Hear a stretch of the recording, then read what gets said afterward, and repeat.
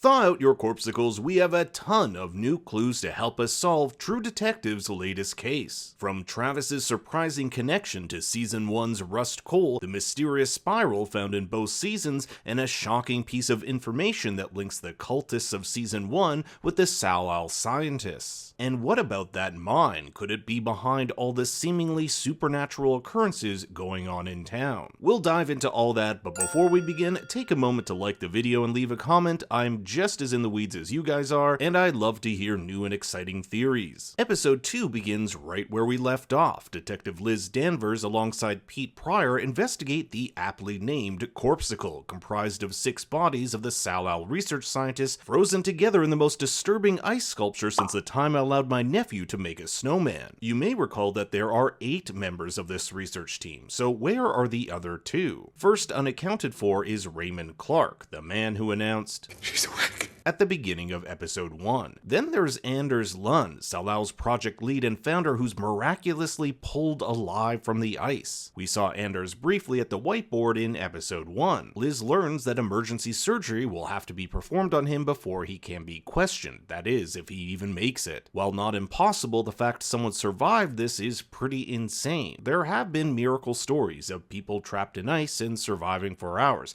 and we don't exactly know how long these guys have been out there. While they went missing 4 days ago, it doesn't necessarily mean they froze 4 days ago. The bodies also suffer from 3 distinct injuries. The first are these burnt corneas. There are 2 main ways you can burn your corneas. One is through UV light and the other with intense heat. Since there's no sun up here, we're left with a few guesses as to what may have caused this injury, including lasers, metalwork tools, flood lamps, or molten metal and chemicals hitting the eye. The only place around town that I imagine would have stuff like this is the mine, and I'll argue throughout this video that the mine is at the center of all the weird occurrences going on in town, and these weird occurrences may have something to do with the town's water. The second set of injuries are ruptured eardrums. This could be the result of a sudden change in pressure or extremely loud sounds. Unequal air pressure is something that's not uncommon in mines, so yet another clue to add to our list. Finally, there's the self-inflicted wounds to the body, most likely the result of delirium. Peter brings up what's called paradoxical hypothermia, in which people in the cold get so delirious that they take off their clothes thinking they're warm. This might also explain why their clothes were neatly folded and left off to the side.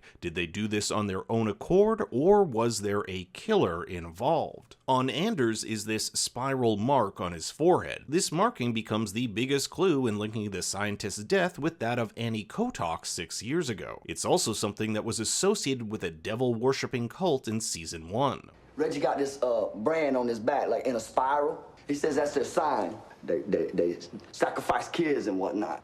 Something about some place called Carcosa and the Yellow King. Now you might be curious why he kept in this mention of Carcosa and the Yellow King. Remember that quote at the beginning of episode 1 by Hildred Castaigne? Well, Hildred is a fictional character who's obsessed about a play called The King in Yellow. In it is a mythical land called Carcosa where everyone is under the spell of this king and haunted by something called the Yellow Sign. What if this is all a metaphor for Ennis, Alaska? Ennis is Carcosa, the spiral is the Yellow Sign, and the people are under the spell of the mine, whether they know it or not. Spirals can also be found in the bodies of some of the victims found in Season 1. But back to this connection between Raymond Clark and Annie. Last episode we saw Raymond wear the same exact coat as Annie, and in this episode we learned that the 2 were lovers. He has a spiral tattoo on his chest to match that of Annie's. This puts Raymond as the prime suspect in Annie's murder, and conveniently enough he just so happens to be missing from the corpsicle.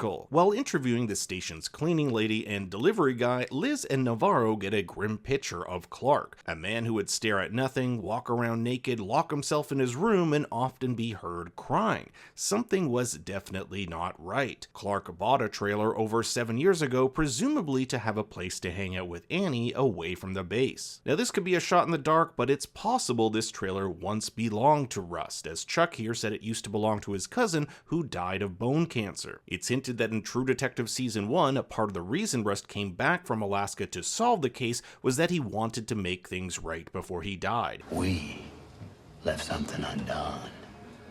We gotta fix it. He didn't fear death because he knew he was already dying, and if it was bone cancer, it would be the same type as his father. I'm sure someone will tell me if this is impossible in the comments. The delivery guy even says he felt like someone was there with him when he discovered that the scientists were missing, and if we pause here, someone definitely was, and if you stick around to my trailer sleuthing section, I'm pretty sure I know who it is. But why would Clark need a trailer if he was the only researcher who had his own room? Why did his relationship with Annie have to be a secret? Last episode, Rose told Navarro that it was Travis who led her to these bodies, but Travis died years ago, choosing to kill himself in the ice rather than slowly die to leukemia. This is a completely different story than what we get in season 1. We learn that Travis is Rust Cole's father, and while interviewed, we learned this about his dad.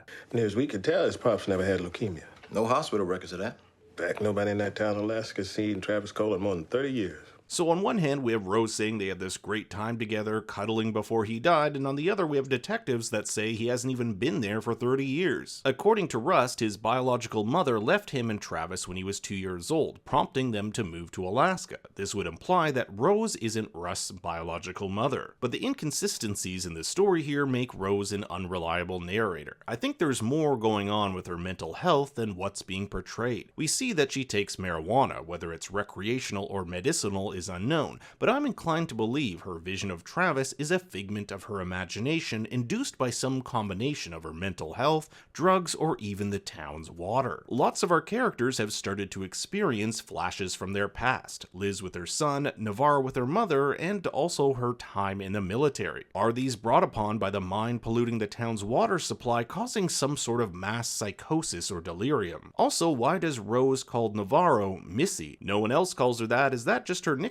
or is there something more here? To get a better grasp on what the scientists were doing at Salao, Liz questions Bryce, a high school geology teacher and former lover. It's no coincidence that the room is filled with images of the Earth's core. In my episode 1 video, I theorized that the caribou going over the cliff and lack of crabs in the season's harvest might be the result of the Earth's shifting magnetic field. A field scientists believe is generated by the Earth's core. And what do we see Bryce talking about when Liz enters? The Earth's core. Bryce tells us pretty much what we already know, that the scientists were working on sequencing DNA from extinct microorganisms. These were found deep within the ice, and when sequenced might end up curing cancer, autoimmune diseases, or genetic disorders. It's also possible that these scientists may have uncovered something deadly. Navarro tells Rose that she brought her sister Jules to Alaska to keep her close. Last episode it was implied that their mother suffered from mental illness, and here we get a frightening flashback of these two sisters as kids as their mother goes through a almost possessed episode. I want you to remember this shot right here. When we get to our trailer sleuthing section, it will become clear why. In town is Captain Connolly, Liz's superior who promoted her to her job in Ennis. Last episode, Navarro referred to him as Daddy Connolly, hinting that she knew about their ongoing relationship. How's Daddy Connolly? This has been a relationship that has been going on for 19 years. Connolly was married when they first started their affair, but the episode doesn't explain whether he was married to Kate McKittrick. Kate works for the mine and is the one who gave the go-ahead for Liz to use the arena to house the frozen bodies, and she hates Liz because she slept with her ex-husband. That fucking bitch. Connolly wants Liz to hand over the case and give it to Anchorage, but ultimately, at least according to Liz, she gets to take this on her own, eventually teaming up with her former partner. Navarro and Liz used to work together, but something went terribly wrong, prompting Liz to transfer Navarro to state troopers. We get a little clue that this bad case was the quote Wheeler thing, something Liz won't even let Navarro mention. The Wheeler thing was... Shut up. Before clearing the ice for corpses, we get a brief interaction between Leah and Sherry, the 16-year-old girl she was caught making a sex tape with last episode. I'm not exactly sure where this is going, but Sherry will later invite her to a closed outdoor/hunting shop, which opens up some interesting possibilities. Liz probes Peter on how these scientists were killed. It's almost as if she's training him to be her protege. She'll tell him he's not asking the right questions, the same thing she told Navarro when she was under her wing, and it's possible that the reason Liz is so hard on Peter is that she wasn't hard enough on Navarro, and look how that turned out. One of the big takeaways from Peter and Liz's assessment of the bodies is the possibility of a killer. They get these unidentified fingerprints found on one of the boots, and the folded clothes suggest someone either made them do this or folded it themselves. Hank's past with Peter turns out to be a lot more abusive than originally thought, with him clocking his own son for stealing those files on Annie Kotok. It's still unknown why Hank is so clingy with these files, but it looks like a bit of karma is coming Hank's way in the form of his mail-order bride Alina from Russia. She needs money for her sick mother, money which Hank is happy to send, not realizing that Alina could just be using him to get money. There may not even be a sick mother at all. Peter has done some digging to find that Salal was funded by a shell company belonging to Tuttle United. You may remember the name Tuttle from season 1 as the influential family that ruled much of Louisiana. It was this family that ran the cult that Rust and Marty looked into.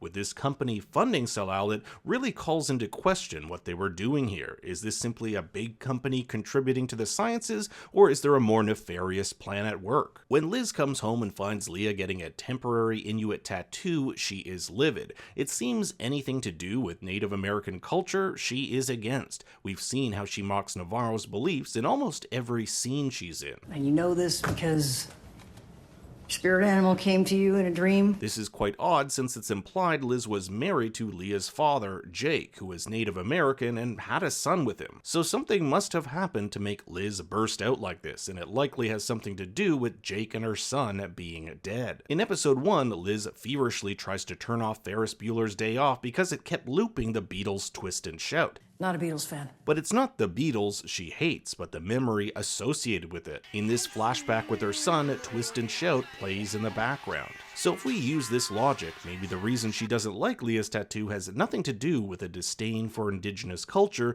but that it reminds her of her husband and son. It was interesting for Liz to notice Darwin playing with Legos, and in her flashback, Legos are on the ground with her son. We also get a brief introduction to the grandmother who taught Darwin about this local legend, the one a picture was drawn of in episode 1. Liz shows Navarro Annie's spiral tattoo. Credit cards show that 4 days after Annie died, Raymond got the same tattoo over his heart. Is this the mourning of a man who lost the love of his life, or of a psychopath who murdered Annie and now keeps her metaphorically close to his chest? I also love the little detail of the fantasy football emails in her inbox, something she said she loves in episode 1. Fantasy football.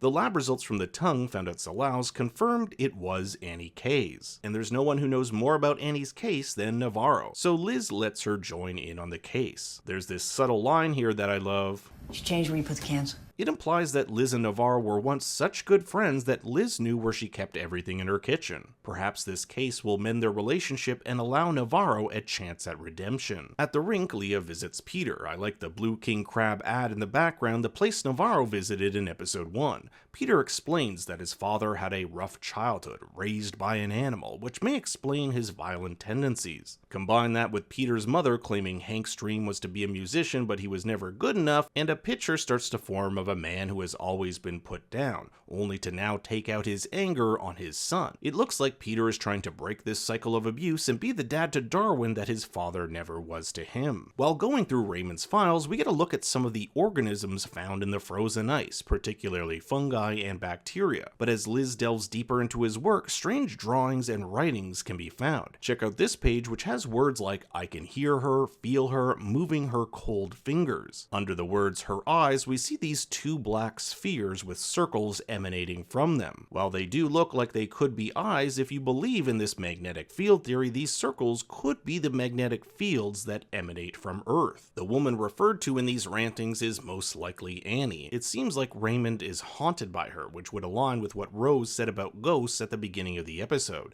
Some come because they miss you, some to tell you they need something, or some come to take you with them. But what does Annie want? Liz and Navarro's search of Raymond's trailer uncovers some truly shocking elements. First, this place looks as though it hasn't been touched in years. There's a heavy layer of dust everywhere, and Annie's cell phone is still here. This is something that was never found on her body, so we might get some clues from it. The table is riddled with animal bones, something that was used to adorn victims found in season 1. There are also these creepy makeshift crosses and effigies made out of string, yarn, and sticks, much like the ones found in season 1. The roof of the trailer trailer has this giant spiral, and below it a shrine to Annie with various photos of her and Raymond plastered over the walls. Over here you can see the words "come back," so Raymond either didn't kill her or did kill her and regrets it. So the episode ends with 6 out of the 8 bodies thawing out of this corpsicle. We have Annie's cell phone and Anders Lund to be interviewed, which could reveal further clues. But if you want to know even more where this story is headed, we now plunge into our trailer sleuthing section, where we take a look at the season's trailers to find out what might happen next.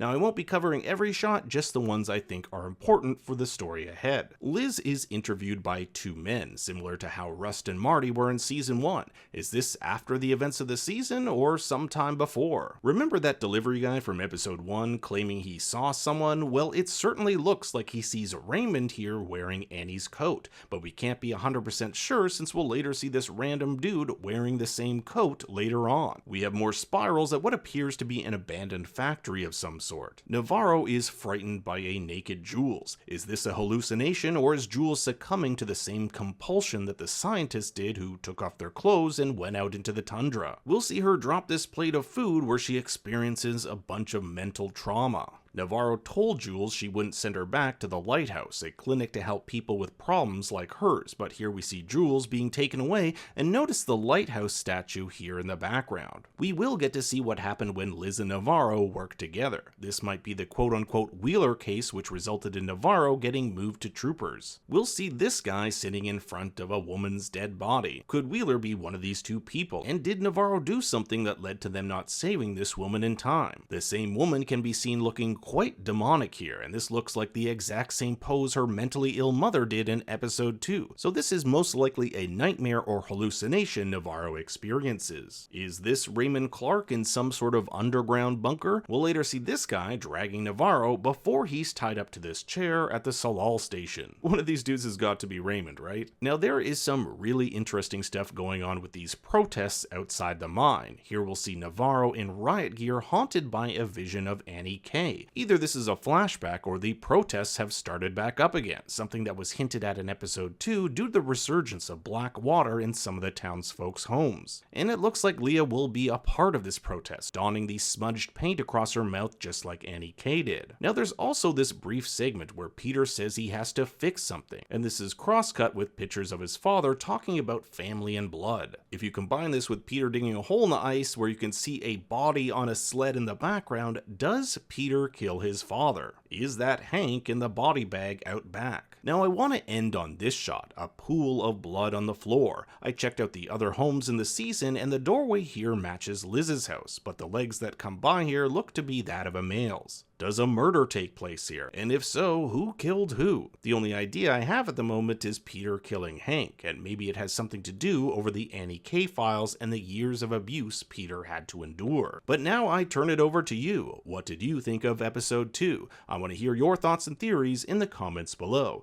Thanks for watching, be sure to like and subscribe, and for more bad takes you can follow me on Twitter and Instagram at ThinkStoryYT. Until next time, remember, Daddy loves you very much.